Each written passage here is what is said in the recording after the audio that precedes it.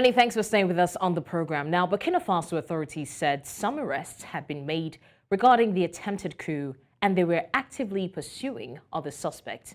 The military prosecutor has since said that 4 officers have also been detained.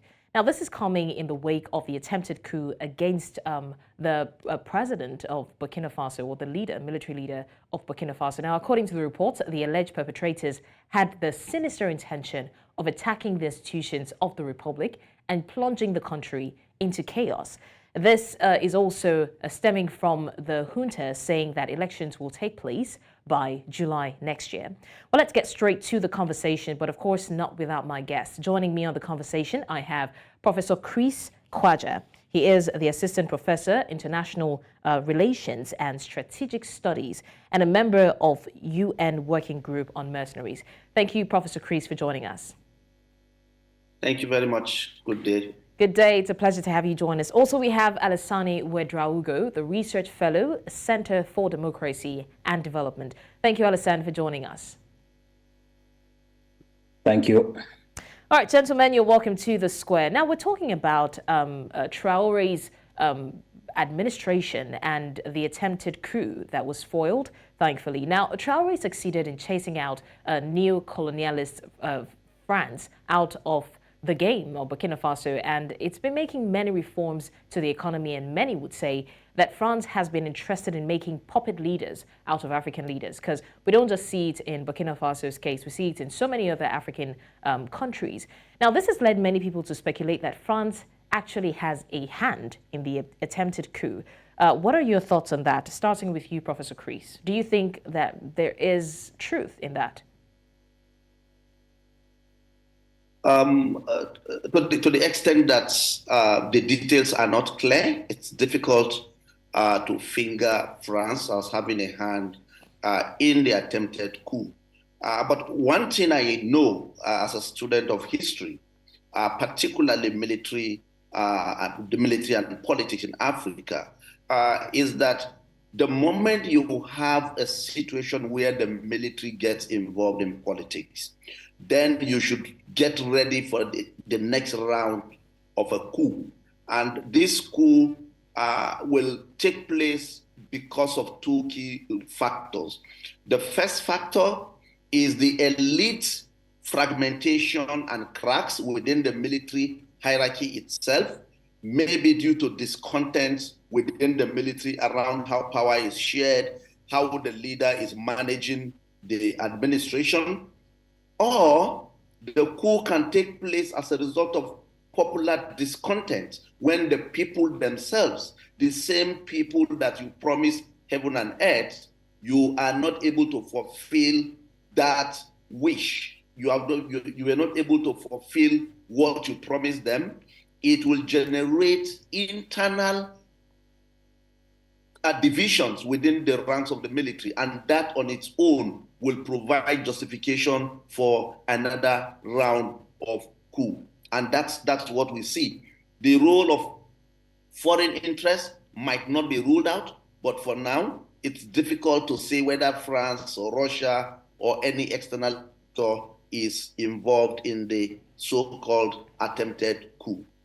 All right, thank you, Professor Chris, for that. Now, Lassane, before I come to you, we're going to take a quick look at the history of the coups in Burkina Faso. Like we said, this is not the first. In fact, this is not the first time they're attempting as well. So while we take a look at that, I'm going to coin my question and come to you, Lassane. Okay, now Burkina Faso's coup history says President Roch-Marc Kabore detained and deposed. That's the first coup in January 2022. Paul-Henri Damiba appointed as interim president, also dissolution of the parliament and the government. Still in the first coup, the establishment of military junta, Burkina Faso suspended from African Union and ECOWAS second coup, September 2022, and Damiba was deposed by Captain Ibrahim Traore. That was the coup that brought Traore into power. Now, looking at the history of the coup, like we said, this is the second time that there is an attempted coup. What's to say that they won't succeed at the third? And this is for Lassane. We've seen so many attempts against the government, Burkina Faso government, and it's been foiled, thankfully. But what is to say that there won't be a third attempt and there won't be success at that third attempt? Well, actually, a quick correction. The history, if you look at the history of coup d'etats in Burkina Faso, it did not start with Rochmark Christian Kabore in 2020. Before him, we had a series of coup d'etats going all the way back to 1960. And actually, Burkina has maintained the record of the most successful coup d'etats in terms of rates in Africa. So, but what transpired over the past couple of days in terms of the coup attempt, there's two ways of reading this. First of all, this is a coup attempt that came from the elite police unit, the gendarmerie. It's not directly from the military. And secondly, before the government even announced that there was a coup attempt, it seems that the coup had already failed because a lot of citizens were already in the streets.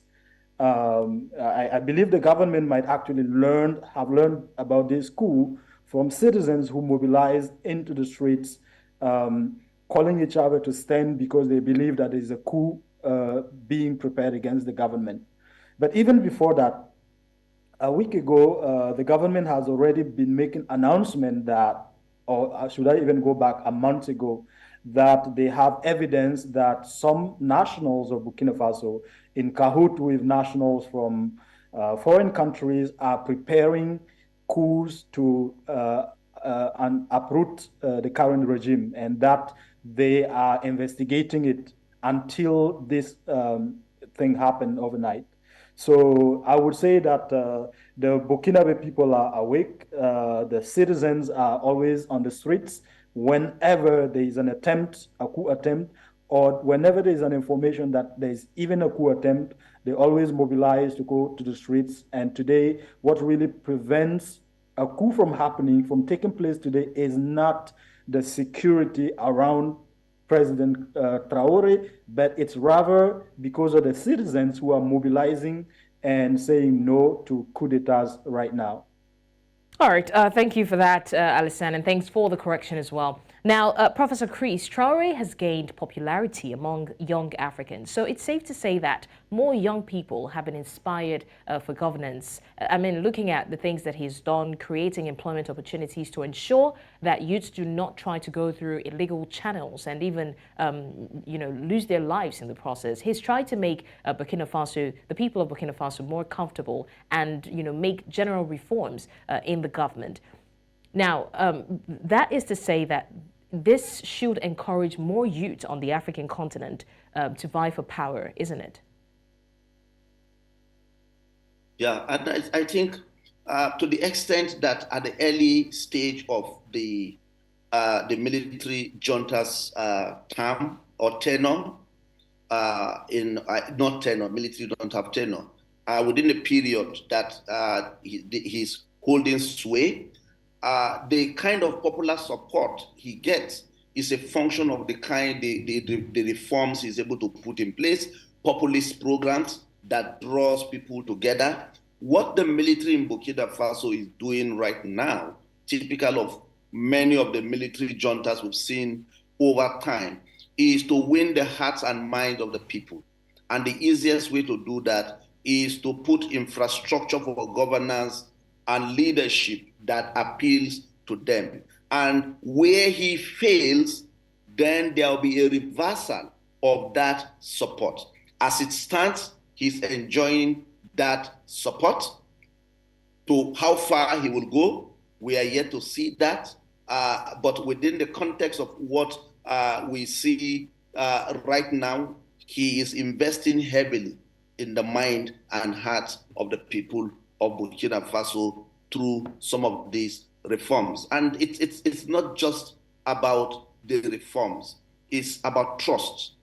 Trust building is very central to leadership, and trust building is not just about democratic government or military. It's about the individuals that have been saddled with the responsibility of providing direction for a country. In the context of Burkina Faso, we have a military junta that is working to provide that direction, though recognizing the fact that the structure upon which that direction is being provided is a faulty one, because he was not elected, he took over power through unconstitutional means. Maybe he is now working hard to legitimize his stay in office through the kind of programs that he is implementing. Okay, thanks for that. Lassane is still talking about Traore's administration and the programs implementing, like Mr. Chris has said. How would you rate Traore's administration generally, his performance since he assumed office? Since if you look at the history of Burkina Faso, perhaps with the exception of Captain Sankara, who ruled Burkina Faso from 84 to 87, including the elected leaders, no one had really been able to get the type of popularity that Captain Traore has today in the eyes of the Burkinabe people. And he has taken the country, of course, through a coup d'etat within a certain context that is a context of a fight against Islamist terrorists in the country.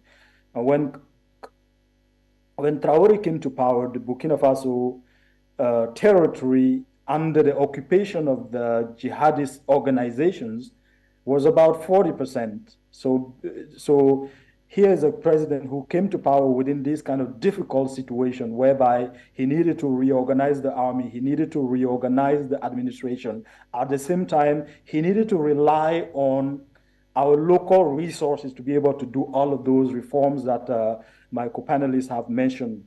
So, and today, the type of popularity that he enjoys is out there, but also you have to also mention the fact that that kind of reforms come with frustration among the old guard, the people who have been in charge of the economy, in charge of the affairs. So there's a lot of frustration because there has been some reform, land reform, for example, that has taken away land from people who used to be depositories of land. And today you cannot just go and trade land the way you used to do it. He has been doing reforms in the military sector itself, the administration itself, recruitment in terms of national, the government is the first employer in our country. So when it comes to recruitment into the different positions, there was no clarity in terms of who gets hired where and because of what. So he had done plenty of reforms today that he enjoys the popularity that no other leader in the recent history of Burkina Faso had ever enjoyed. That is a fact. Okay, Lassane, now we're still talking about, I know that we did mention Traore's actions inspiring a lot of young Africans to want to take up positions in power. But looking at the challenges that he's facing currently, the coup attempts and, all the issues that he has to solve at such a young age, do you think that can scare away young Africans from wanting to participate in governance? Absolutely not. President Kabore is an inspiration beyond Burkina Faso.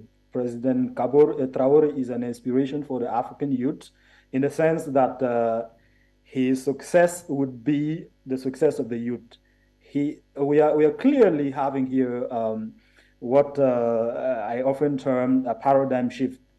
We cannot compare this military coup with previous coup d'etats that we have seen, including in Burkina Faso. We have seen the coup, the leadership of the country under President Damiba, for example, who quickly changed things back to the norm. And Traore is not afraid to go through unconventional ways, provided that he reaches the goal, which is to truly liberate the country. And some of the actions that he has taken, for example, asking France to go out, asking the French military base to removing the French military base, that is a very courageous move that nobody else, even Thomas Sankara, had not been able to do. So the inspiration that he's sending out to the youth from Burkina Faso, but also to the youth across Africa, is that age does not matter. The only thing that matters is your intention and your desire to take your country from point A toward a point B that is better than the previous one. All right, thanks for that, Lassane. Professor Chris, now investigators did receive a tip about soldiers and former soldiers working in intelligence who were scouting out the homes and other locations used by these key figures in the junta, including Traore. That was during the whole coup attempt period. What is the punishment for a betrayal of that magnitude? It's a very interesting situation that we are confronted with, where individuals who use extra constitutional means to access power are now using the Constitution to investigate, try, or prosecute other individuals who they see as guilty of committing certain offenses. Now, that's the kind of misnomer you are confronted with in a situation such as we see in Burkina Faso today. And I think my sense is that to the extent that the military regime is not a product of the people's wish, there was no clearly defined framework for their emergence. That government is not is not a government that is legally recognized by law. It's there by force, and because it is there by force, it will leverage on all the force it can muster to consolidate on power. So what the regime is doing right now is to just consolidate power by identifying or using whatever means it can use to do so against any attempt by people to either raise their voices around some of the misnomers that are happening, because right now the first challenge you confront in Burkina Faso is that it is easy for people to speak outside Burkina Faso if they are not there than for civic actors and leaders in Burkina Faso to speak, because when they speak, the consequences of such speeches are something that they cannot even imagine, because typical of every military junta, cracking down on civil society or voices that are questioning their legitimacy becomes one of the big currency that they use. All right, thanks for that, Professor Chris. Now, Lassane, between Burkina Faso and France, there is kind of obviously a bad blood between both countries. Now, there are speculations that France has something to do with the coup. But even if that is not the case, isn't there going to be an effect of this disputes between Burkina Faso and France on both countries? Well, definitely the relationship between Burkina Faso and France has strained beyond historical laws. This has dropped beyond historical laws ever. So that is a fact as well. But today we cannot clearly exclude the fact that France would not attempt to support any coup against Traore. That is not something we can discard. Although at the same time, there is no evidence to point a finger and say France is behind this coup attempt. That is out of question. We cannot point fingers here. But what I wanted to actually clarify is that when we talk about the civic space in Burkina Faso, this is actually one of the few countries with coup, with military administration, with a military government that allows contradictory debates on TV. If you turn your TV today, the Burkinabe TV today, you will find all kinds of opinions. You'll find debate platforms where people from the previous administration, civil society, they are all debating, and oftentimes you won't even believe the type of things that people are capable of saying about the regime on national TV, on private TV, on national radio, on private radio stations. But to some extent, I would also like to respond to your previous question about what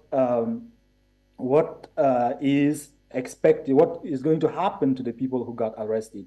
To point out that right now we actually have people who are in jail in Burkina Faso for attempting coups. So there's no, we do not have penalty that lead, like death penalty in Burkina Faso, for example. So it doesn't matter how if you get caught trying to do a coup d'etat, they don't kill you, they put you to jail. So some of the people who attempted coups and are in jail have taken about 20 years, 15 to 20 years of jail time. That's it. And it's really unfortunate. And the military administration today understand that there will be more coups to go against them. They are ready to thwart all of those coups. And that is why there's a highly reliance on the citizens, because the military understand that the only people who can protect them, the only people who can protect the regime is the citizens. If the citizens are against a coup d'etat, it's not going to work. But if they support a coup d'etat, it always works. We've seen that happen in 2014 when General Genjere did a coup d'etat. And minutes after the coup d'etat, people were on the streets. The president was arrested, but it still failed. All right. All right. I would like to take this opportunity to say thank you so much, gentlemen, for joining us on the program. Thank you, Professor Chris Kwaja, and of course, thanks to Lassane Ouedraogo for your insight on this topic. Thank you once again. Thank you. Thank It's you. a pleasure. You're still watching Village Square Africa, and when we come back, we are talking about the International Day for Access to Information, the pros and cons of using social media to achieve this aim, and what international bodies can do about it generally. Do stay with us.